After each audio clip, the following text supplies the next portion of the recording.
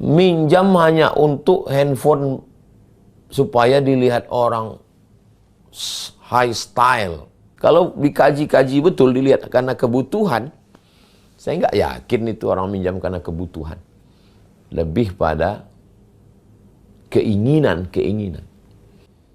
Memperturutkan hawa nafsu.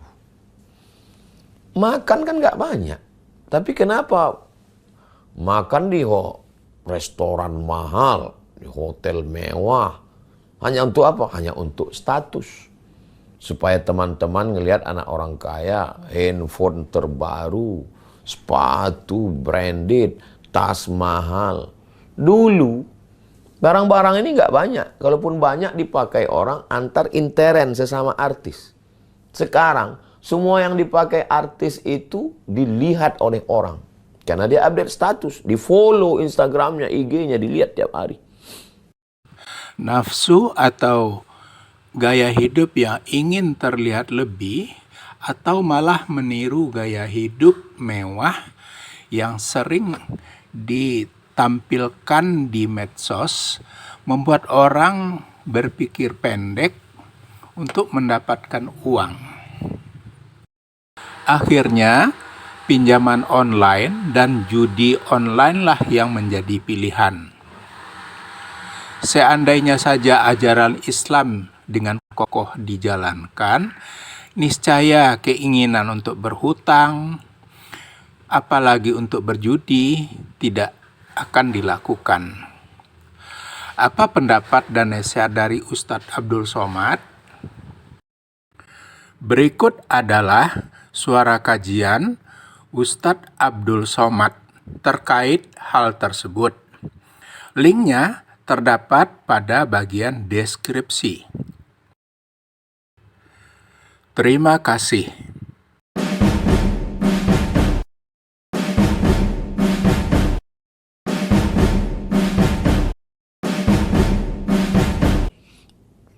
Apa itu pinjaman online dan judi online? Saya mau minjam uang dari Bang Alvin. Pinjam uang Bang Alvin, lalu kemudian langsung dapat pinjaman Bang Alvin. Kalau online, ada penyelenggara, ada jasa melalui online. Fotokopi, foto KTP, kirim, langsung cair, transfer. Jadi kalau ketemu orang ini ada sungkan, ada nggak enak hati, ada proses yang panjang. Kalau dulu ngetuk pintu rumahnya lagi, belum lagi orangnya belum ada. Jadi dulu itu susah, sulit. Zaman sekarang, langsung kirim cair. Dengan kemudahan itu, menggelembunglah pinjaman ini. Bom waktu yang akan meledak. Bam! Dipakai kemana? Dipakai ke judi online. Kalau zaman dulu, orang mau main judi, dia ke rumah orang dulu. Assalamualaikum, ayo kita main judi. Orangnya nggak ada. Orangnya ada, dia nggak punya duit. Nggak jadi main. Orangnya ada, punya duit, anggota nggak cukup. Nggak jadi. Sekarang nggak, sendirian di kamar. Ketika sudah kena kecanduan ini, terjadilah apa yang terjadi. Gaji 12 hilang, gaji 13 pun habis. Istri mengamuk, dibakarnya, selesai masalah. Kejadian-kejadian ini semua anak menggadai, anak mengambil harta orang tua menggadaikan anak, suami memukul istri, istri membakar suami. Gara-gara apa? Gara-gara pinjaman online dan judi online. Siapa yang menyelenggarakan ini? Orang kaya yang ingin lebih kaya. Mudah-mudahan Allah menjaga negeri kita, menjaga anak kita, menjaga keluarga kita, suami, istri semua dari judi online. Ini judi online dan pinjaman online. Ini yang pertama. Yang kedua, mengapa orang bisa terjebak pada pinjaman online?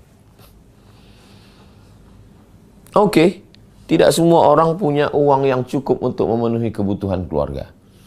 Dia punya kekurangan, maka dia perlu meminjam. Tapi Masa Ustadz seumur hidup nggak pernah minjam? Pernah, saya pernah minjam. Saat saya perlu, saat saya butuh. Tapi kalau hanya untuk lebih, hanya untuk style, hanya untuk gaya, minjam, itu musibah luar biasa. Minjam karena perlu, minjam beras untuk makan. Dan dalam Islam dibenarkan itu minjam.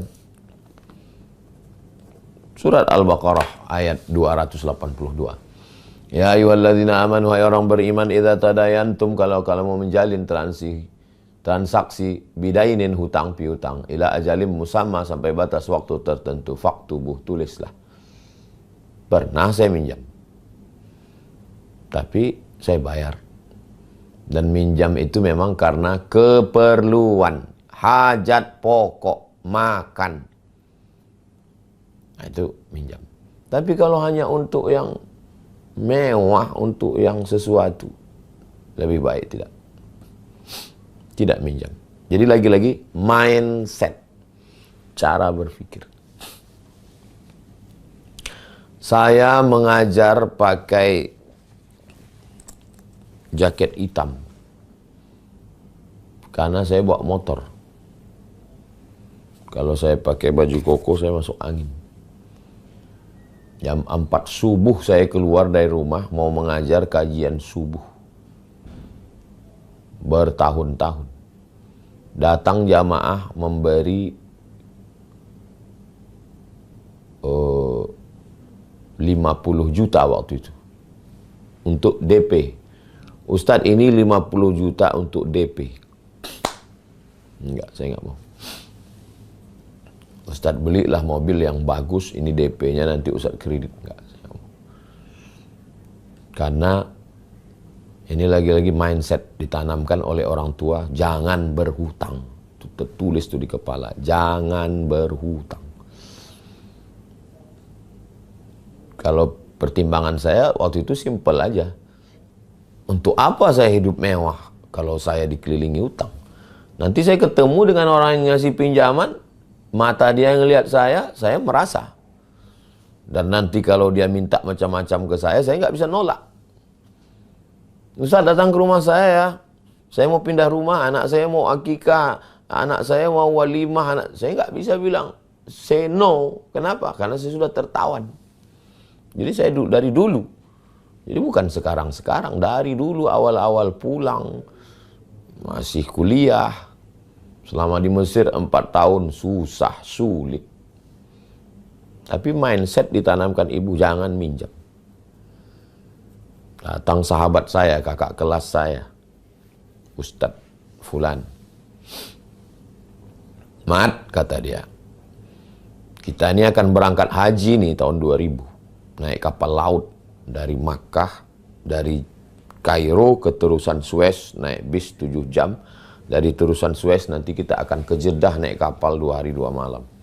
Tiket PP $100, beli visa haji $300, $400. Ada uang yang dibawa dulu berangkat nggak pernah dipakai, masih dalam bentuk dolar. Habis 400. Ini 50 mat untuk makan. Abang pegang dulu bang. Nanti kalau aku nggak ada duit di Makkah, baru ku pakai. Jadi prinsip saya bukan pegang dulu, nggak, tahan dulu. Nanti kalau udah nggak ada betul makan, baru ku pakai. Selama di Makkah, alhamdulillah, makan. Macam-macam kerja untuk makan. Tapi yang namanya untuk minjam, jangan. Itulah pentingnya pendidikan orang tua, jangan minjam. Almarhumah emak ngasih tahu, jangan minjam. Tapi bukan berarti minjam itu haram.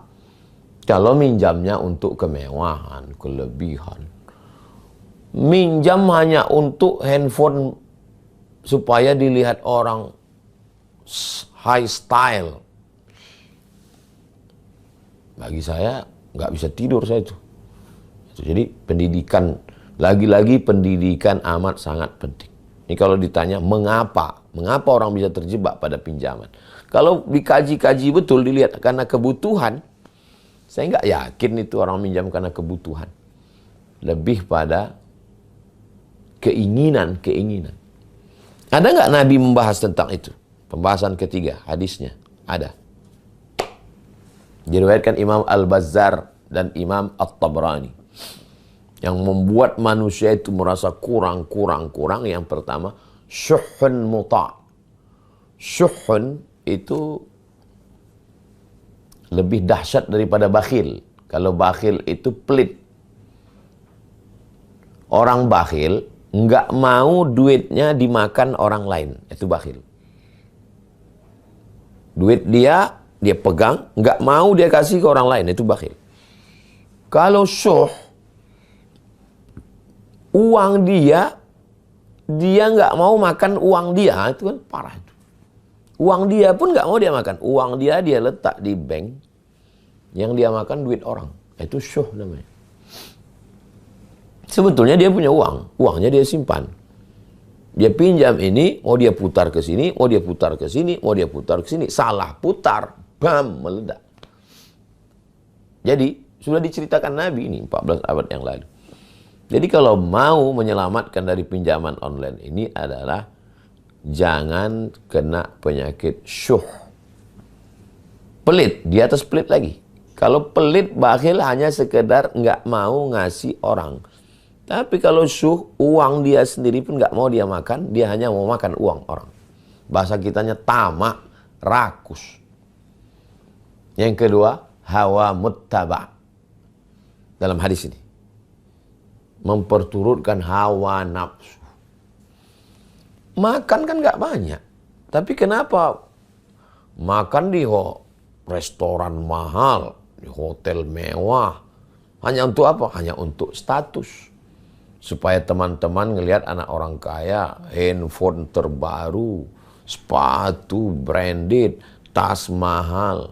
Dulu, barang-barang ini nggak banyak. Kalaupun banyak dipakai orang antar intern sesama artis. Sekarang, semua yang dipakai artis itu dilihat oleh orang. Karena dia update status, di follow Instagramnya, IG-nya, dilihat tiap hari. Akhirnya ngutang hanya untuk beli tas kulit supaya dilihat kawan di kantor. Yang nggak cukup gaji untuk bayar itu. Setelah dibeli ngutang, ternyata si artisnya ditangkap oleh pegawai pajak. Pas ditanya, artisnya ngaku, tasnya KW. Nangis Bombay itu orang. Ternyata artis yang diikuti pakai tas KW. Kenapa mereka pakai tas KW? Menghindar pajak. Kenapa dia pakai merek branded? Untuk high style. Memperturutkan hawa nafsu. Berlanjut kepada i'jabul mar'i. Untuk apa ini tas branded, HP mahal, mobil mewah? Ini untuk apa ini semua? I'jabul mar'i. I'jab. Supaya orang, wow, luar biasa. I'jabul mar'i bi nafsihi unwanu dha'fi aqlihi. Pepatah Arab, kata-kata hikmah. Orang yang terlalu i'jab, ujub dengan dirinya, itu tanda otaknya lemah. Yang sekarang yang banyak dijadikan sebagai katanya panutan di dunia medsos, yang katanya orang-orang kaya, yang katanya orang hebat, itu kan ijab. Secara otak sebenarnya lemah. Kenapa bisa viral?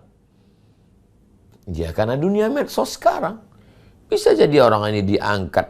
Dulu orang diangkat itu karena suaranya bagus, karena musiknya hebat, karena filmnya banyak. Sekarang ada orang nggak pernah nyanyi, nggak pernah buat lagu, nggak pernah buat film, tapi terkenal. Kenapa? Terkenal karena sensasi, bukan prestasi. Itulah yang dijadikan public figure.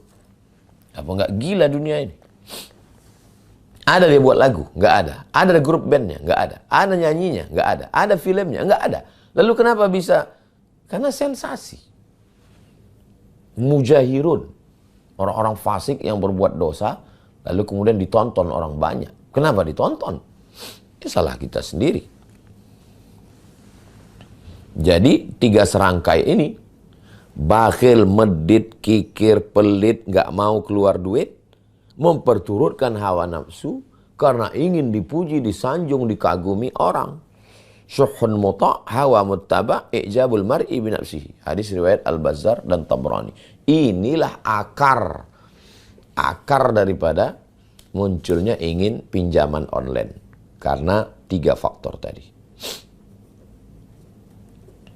Jadi faktornya faktor psikologis. Ya Ustadz enak ngomong begitu. Ustadz kan, ya saya manusia juga. Datanglah ke pondok, lihatlah kehidupan saya. Biasa aja. Kendaraan, mobil, jam tangan. Biasa aja jam tangan. Nah, ini dikasih Ustadz Lukman. Tanya Ustadz Alvin. Ustadz Lukman ngasih. Cincin. Nah, Ustadz cincinnya 2 ini dikasih jamaah Kalimantan. Ini dikasih jamaah. Apa yang mau kita tunjukkan? Kita pakai batu harga 100 juta. Bukan orang pun tak tahu. Entah batu, entah plastik. Kita aja yang merasa sebenarnya. Pakai topi ini, pakai ini. Biasa aja. Itu Ustadz bajunya branded. Dikasih orang. Saya pun tak tahu mereknya apa. Saya tak pernah gila dengan merek dari dulu. Pendidikan dari mana Ustadz dapat itu? Dari orang tua. Jadi memang pengaruh orang tua ini luar biasa. Orang tua tidak pernah menanamkan yang macam-macam. Pendidikan. Tapi kan zaman sekarang nggak sama dengan zaman kami dulu Pak Ustadz. Memang betul. Makanya kita juga menanamkan itu, jangan pernah bosan menyampaikan itu. Karena kalau kita bosan, medsos nggak bosan. Kalau kita capek, medsos nggak capek. Tiap hari, maka mesti dilawan terus. Ibu, bapak pulang ngobrol dengan anak, duduk, tanamkan terus ke mereka. Kebahagiaanmu itu saat kau berhasil kuliah, saat nilaimu tinggi, saat kau berprestasi. Bukan dengan sepatu mahal, baju mahal, ikut branded, ikut style, tapi dililit utang. Ngomong terus, tulis di dinding. Nah ini supaya pikiran. Nah, yang keempat. Setelah orang ini tidak mau uangnya terpakai, maka dia perlu uang orang lain. Dia pakai pinjol. Diperturutkannya hawa nafsu, ingin ini, rumah besar, dapat mobil mewah, dapat itu, dapat ini. Bagaimana solusinya? Dari pinjol ke judi online. Saya berapa kali dapat tawaran melalui WA, nggak tahu dia dapat nomor saya dari mana.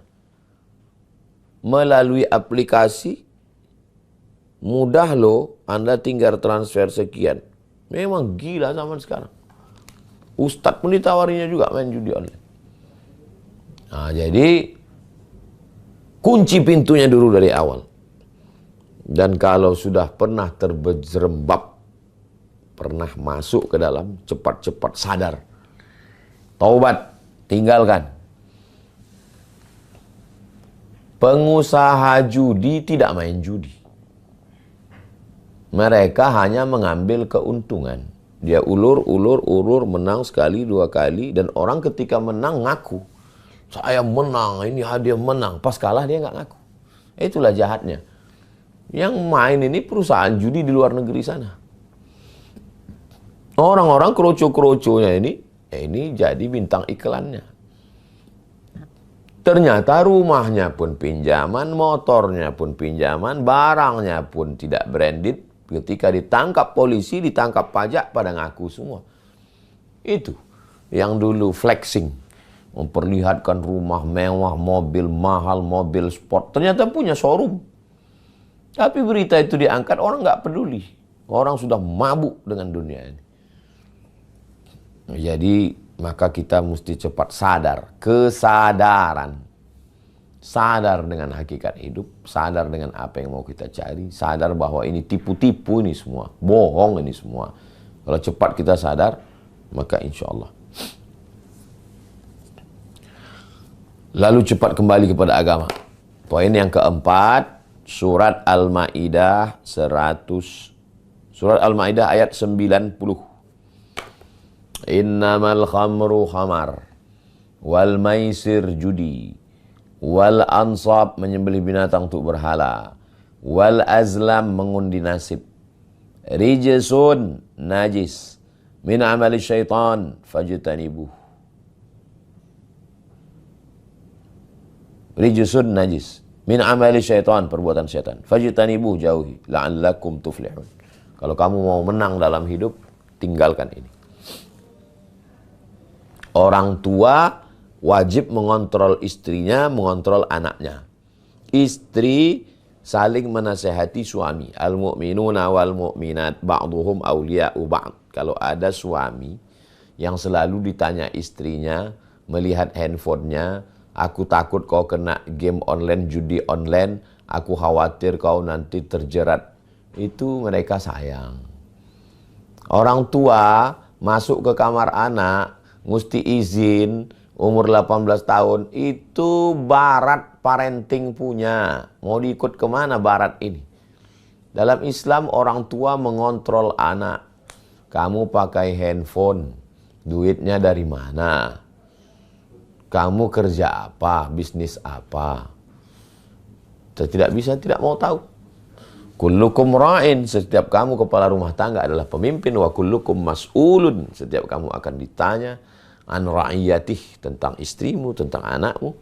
Kita akan diminta tanggung jawab di hadapan Allah Subhanahu wa ta'ala.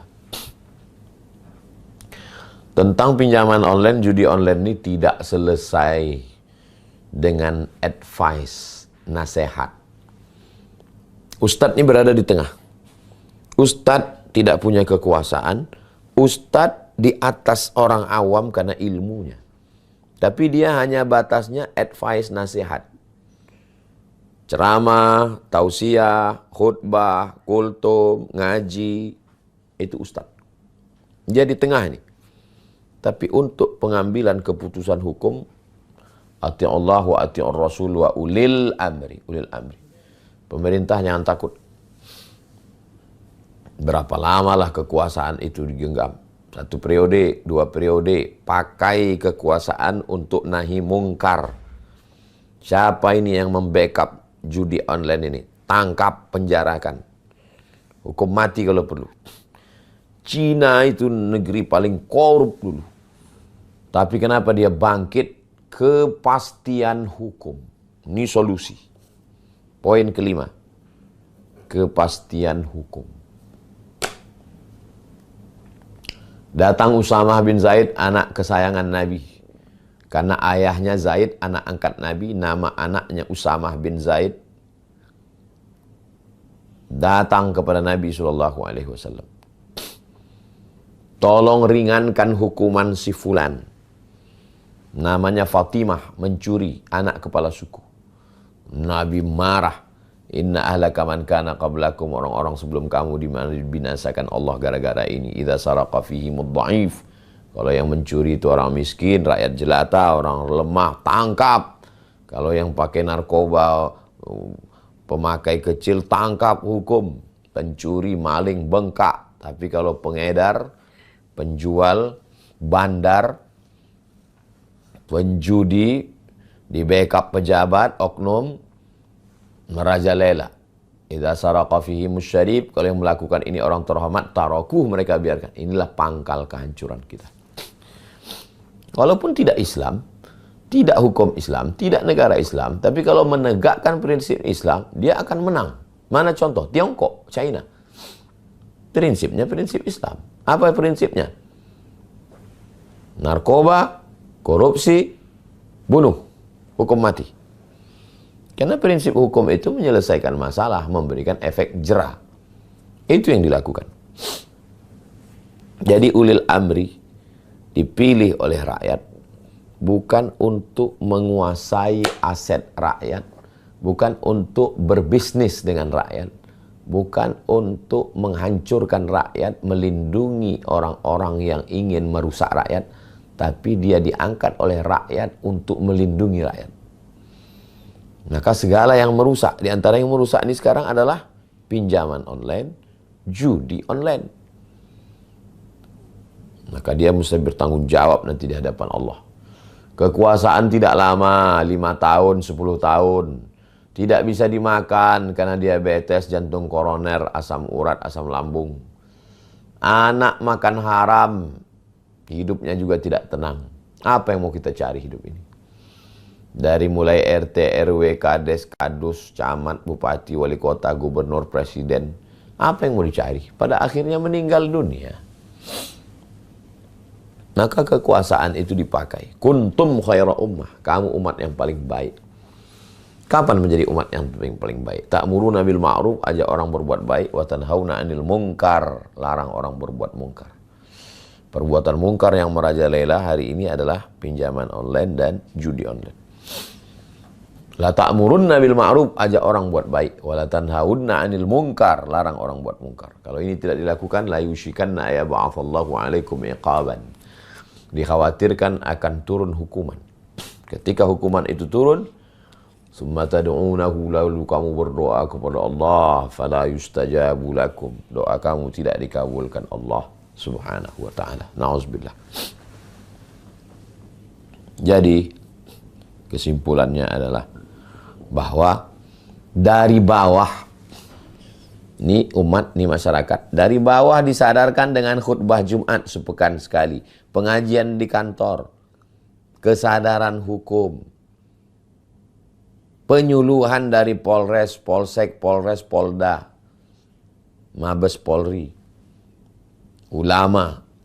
Tapi juga mesti dari atas ada kepastian hukum. Karena kalau tidak, ini ecek-ecek main-main saja. Na'udzubillah. Yang keenam, bagaimana kita melihat kualitas keislaman seseorang? Kualitas emas digigit. Kalau dalamnya tetap kuning, emas. Kualitas TV, iklan terakhir ditinju. Kalau gambarnya utuh, mantap. Kualitas Islam seseorang, apanya? Apakah karena jidatnya hitam? Apakah karena sorbannya besar? Apakah karena sering ke Makkah bolak-balik? Apakah karena haji? Coba lihat dalam hadis Sunan At-Tirmidzi, min husni islamil mar'i tarkuhu ma la ya'nihi. Kalau mau melihat kualitas keislaman seseorang, maka lihatlah bagaimana dia meninggalkan sesuatu yang tidak penting. Sesuatu yang tidak penting untuk agamanya, untuk keluarganya, untuk apa dia mati-matian membela itu? Mati-matian untuk beli skincare mahal yang harganya melampau kemampuan. Besar pasak daripada tiang. Sampai minjam online. Karena minjam ke orang malu. Untuk membayarnya karena nggak cukup ikut judi online. Apa ini? Ini kan mabuk ini. Min husni islamil mar'i. Kalau mau melihat kualitas keislaman seseorang, tarkuhu ma la ya'nihi. Lihatlah bagaimana dia meninggalkan sesuatu yang tidak penting. Kepala ini mesti diajak untuk memikirkan agama. Kalau kepala tidak diajak memikirkan agama, dia akan memikirkan selain agama. Kepala mesti diajak memikirkan nanti kalau saya mati apakah husnul khotimah, su'ul khotimah. Selama di alam barzah apa yang mengalir. Ketika bangkit di padang mahsyar siapa yang melindungi saya. Nanti kalau saya mati siapa yang memberikan syafaat kepada saya. Meniti titian siratal mustaqim siapa yang menyelamatkan saya.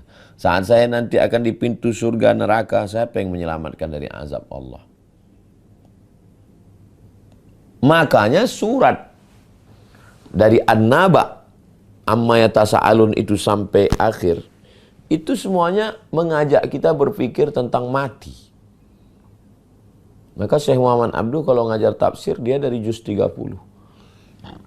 Supaya apa? Supaya kita berpikir bagaimana nanti mati, bagaimana nanti akhirat, bagaimana nanti kehidupan di sana, bagaimana. Kalau tidak kepalanya akan mikir terus.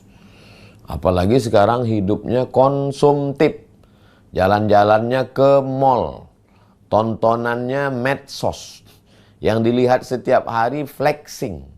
Yang dipertontonkan adalah artis iklan barang.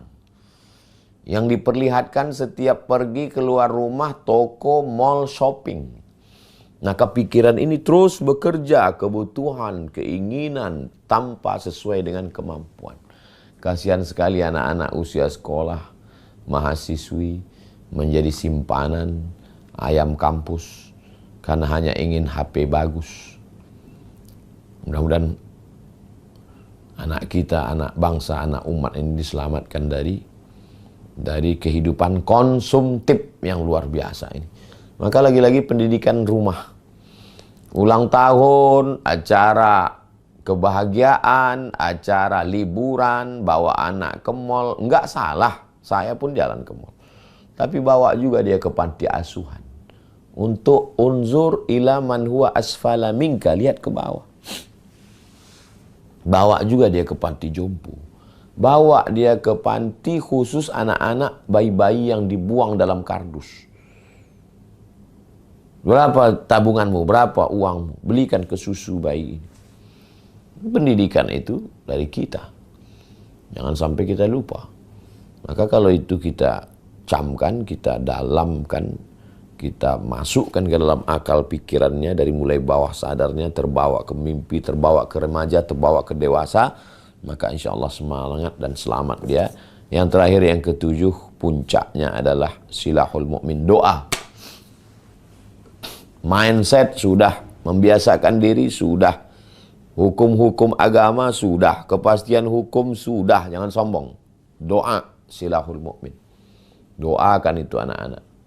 Di sujud terakhir, selamatkan anak saya supaya hatinya tertutup untuk beli ini karena kekurangan, lalu dia pinjam online karena butuh lagi, akhirnya dia terjebak ke judi online, lingkaran setan. Masuk penjara, membunuh.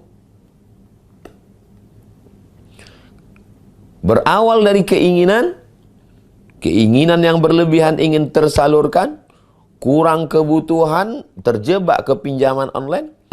Pinjaman tidak mencukupi karena besarnya keinginan main judi online. Ternyata main judi online menang sekali, kalah 10 kali, pinjam online lagi, judi lagi. Akhirnya ditangkap polisi, atau membunuh, atau merampok, atau membakar. Mau kemana anak bangsa ini kalau terus begini? Semua sudah kena. Oknum aparat pun bisa kena. Na'udzubillah. Assalamualaikum warahmatullahi wabarakatuh. Penonton yang dirahmati Allah, bagaimana pendapat Anda dengan tema kajian kali ini? Bermanfaatkah? Berikan pendapat Anda di kolom komentar di bawah. Semoga Allah memberkahi kita semua. Amin. Jangan lupa klik like, subscribe, dan lonceng ya. Terima kasih.